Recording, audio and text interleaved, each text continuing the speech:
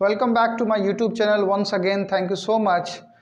अभी आप सीखने वाले हैं इस वीडियो में ट्रांसलेशन फिर से, और वही बी वर्ब इन्फिनेटिव, क्योंकि इन ट्रांसलेशन का वो सीरीज चल रहा है इन्फिनेटिव के बारे में 2+V1। तो हम प्रेजेंट और फ्यूचर को समझ चुके हैं, पढ़ चुके हैं, इस टू M2 R2 का यूज सीख चुके हैं। पास्ट में वॉज टू वर्ड टू का क्या सेंस होता है वो भी जान चुके हैं। अब हम जानेंगे जो फ्यूचर वर्ब होता है विल बी टू या शैल बी टू का क्या मतलब होगा, उसके बारे में जानेंगे। ठीक है, चलिए देखते हैं। आपको इन्फिनेटिव पता है 2+V1 होता है। जेंट तो आपको ऐसे ही पता है कि V plus verb plus ING आता है। इसके बारे में बात नहीं करने वाले हैं, सीखने वाले ये हैं, ये बस ऐसे एक्स्ट्रा नॉलेज के लिए है। इन्फिनेटिव तो 2 लग के आएगा, तो हम लोग इसको कवर कर चुके हैं, इसको कवर कर चुके हैं। तो आज पढ़ने वाले हैं future verb will be to shall be to. तो will be to shall be to क्या रहेगा जो सेंटेंस में जो हम will be to shall be to ही लगाएं और दूसरा वर्ब ना लगाएं। यानी क्या होना चाहिए, तो वाला होगा, वाली होगा, वाले होंगे, को होगा, की होगी, की होंगे, ऐसा हिंदी वाक्य रहेगा। ठीक है, या तो हिंदी वाक्य ये होगा वाला वाली होंगे, को होगा, की होंगे, तो हम इंग्लिश क्या लगाएंगे उसकी, विल बी टू या शैल बी टू का यूज करने वाले हैं। ठीक, ये तो हिंदी मीडियम। इंग्लिश मीडियम में क्या कहता है कि जब सब्जेक्ट किसी काम को करने वाला होगा या करने को होगा, ये इंग्लिश मीडियम है। तो अभी क्या होता है, तो उसके अकॉर्डिंग हम ये लगाते हैं। आई होप को ये बात समझ में, यही समझना होता है। वर्ब और उसका पहचान अगर समझ गए ट्रांसलेशन में, ट्रांसलेशन देख के अगर आप पता कर पाए कि इसमें कौन सा वर्ब एग्जैक्टली लगेगा, तो आपको ट्रांसलेशन आता है, आपको अंग्रेजी आ गया। अगर वो पता करने में दिक्कत हो रहा है तो भैया फिर बहुत प्रैक्टिस करना पड़ेगा। तो आप प्रैक्टिस करते रहिए, समझते रहिए, पूछते रहिए। स्ट्रक्चर पे आ जाते हैं। स्ट्रक्चर थोड़ा सा अलग है, इसका ध्यान से देखिएगा, वैसे नहीं बनता है ये। सब्जेक्ट, उसके बाद विल या शैल का यूज करेंगे। आपको बता दिया गया है कि विल और शैल का यूज किसके साथ करते हैं। विल का यूज हम हमेशा ग्रामर के अकॉर्डिंग हम आई भी सब्जेक्ट के साथ ही करते हैं। उसके अलावा जो भी सब्जेक्ट बच गया शैल का यूज हम करते हैं यूज आई भी सब्जेक्ट के साथ, और बाकी जो सब्जेक्ट बच गया उसके साथ हम विल का यूज करेंगे। ठीक, उसका बी लगता है, फिर 2+V1 लगता है ऑब्जेक्टिव पार्ट। सब्जेक्ट रहेगा नेगेटिव में, शैल विल लिखेंगे, उसका नॉट लिखते हैं, टू बी, फिर उसका V1, फिर ऑब्जेक्टिव पार्ट। ठीक, WH वर्ड आएगा, विल शैल होगा, सब्जेक्ट आएगा, नेगेटिव होगा तो नॉट, नहीं तो छोड़ देंगे। उसके बाद 2B+V1 ऐसा याद रखना पड़ेगा। देखिए ये कैसे कैसे बन रहा है यहाँ पे, है ना।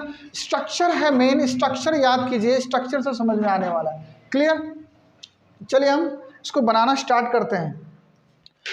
मैं वहां जाने वाला रहूंगा, मैं वहां जाने वाला हूंगा, मैं जाने को हूंगा। ठीक है, हिंदी आपका जो भी हो, पॉजिटिव सेंटेंस है, आपको पता है ना। अफर्मेटिव मतलब पॉजिटिव सेंटेंस है, तो स्ट्रक्चर देख के बनाइए। मैं, आई लगता है, आई के साथ विल या शैल, आपको बताया क्या शैल लगेगा।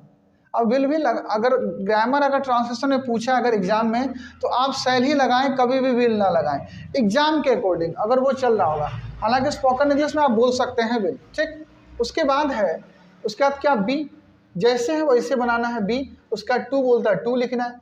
वर्ब यानी एक्शन, क्या काम, जाना, जाने को बोलते गो, उसका फर्स्ट फॉर्म गो ही रहेगा। वहां तो आई शैल बी टू गो, वहां का देयर, है ना, आसान। मैं वहां जाने वाला हूँगा, I shall be to go there. ठीक है, क्लियर है ना। अब यहाँ बोल सकते हैं मैं वहां 5 बजे जाने वाला हूँगा, I shall be to go there at 5, जो भी है। तुम पढ़ने वाले नहीं होगे, नेगेटिव सेंटेंस है, बस स्ट्रक्चर देखिए। तुम, यू के अकॉर्डिंग क्या लगेगा, विल, यू विल। शैल तो लगेगा नहीं, नॉट लगाएंगे। नॉट के बाद हमारा B1, हाँ तो 2 लगाना है बी, क्योंकि 2B स्ट्रक्चर में है। 2B, उसका क्या काम है, you will not to be study. क्या होगा, you will not to be study, पढ़ना है ना, क्या काम है, पढ़ना, बस हो गया। You will not to be study, तुम पढ़ने वाले नहीं रहोगे, है ना, आसान। उसके बाद है क्या सीता यहाँ आने वाली होगी, इंटरोगेटिव सेंटेंस है। बिल्कुल इसी पैटर्न में जाने कि क्या का अंग्रेजी लगेगा नहीं, आपको पता है विल या shall, Sita third person singular number, इसलिए हम क्या यूज करेंगे, विल। उसके बाद आपको सब्जेक्ट क्या, सीता, यहाँ पे सीता है ना सब्जेक्ट। ठीक है, तो लग गया। नेगेटिव है क्या, नहीं है, छोड़ देंगे। आगे बढ़ेंगे 2B1, 2B ये तो लगा ही दीजिए। अच्छा, V1 क्या काम है, आना, आने वाली, तो आने को कम बोलते हैं, उसका फर्स्ट फॉर्म कम ही होता है। विल सीता टू बी कम यहाँ हियर, है ना, आसान, बिल्कुल आसान है। आप सेंटेंस को पकड़ना सीखिए पहले कि कौन सा वर्ब लगेगा, स्ट्रक्चर भी याद करना पड़ेगा। हम लोग क्यों इस काम को नहीं करने वाले होंगे, इंटरोगेटिव नेगेटिव सेंटेंस है, इंटरोगेटिव सेंटेंस का ही पार्ट हुआ, क्वेश्चन वाला पार्ट है। इसी फॉर्मूला पे हम लोग बनाना स्टार्ट करते हैं। ये बोलता है जिस वर्ड से सवाल हो, किससे सवाल हो, क्यों से, तो क्यों का अंग्रेजी लिखना पड़ेगा। सिर्फ व्हाट में प्रॉब्लम है, व्हाट में सब कुछ प्रॉब्लम है नहीं, व्हाट में ही आपको दिक्कत हो सकता है, लगाएं कि ना लगाएं, आपको बता दिया गया। आगे बढ़ते हैं। WHY विल या सेल, सब्जेक्ट है हम लोग, तो हम लोग को वी बोलते हैं, वी के अकॉर्डिंग तो सेल लगेगा ना, तो ये हो गया, उसका सेल लगा देते हैं। वाई शैल, उसके बाद क्या है, वी, सब्जेक्ट आपको मालूम है वी, नेगेटिव है क्या, हाँ है, नेगेटिव है, नोट नहीं। उसके बाद बोलता है टू बी लगाइए, तो टू बी तो लगाना ही है, इसमें कोई डाउट नहीं है। उसके बाद क्या काम है, करना, इस काम को नहीं करने वाले होंगे तो करना को डू, डू का फर्स्ट फॉर्म डू ही होता है। Why shall we not to be do, इस काम को, तो क्या होगा, दिस वर्क, है ना आसान। तो क्या बना, हम लोग क्यों इस काम को नहीं करने वाले होंगे, why shall we not to be do this work, है ना आसान, बन गया। इजी है कॉन्सेप्ट, क्या दिक्कत है, इसका आप स्क्रीनशॉट ले लीजिए पहले।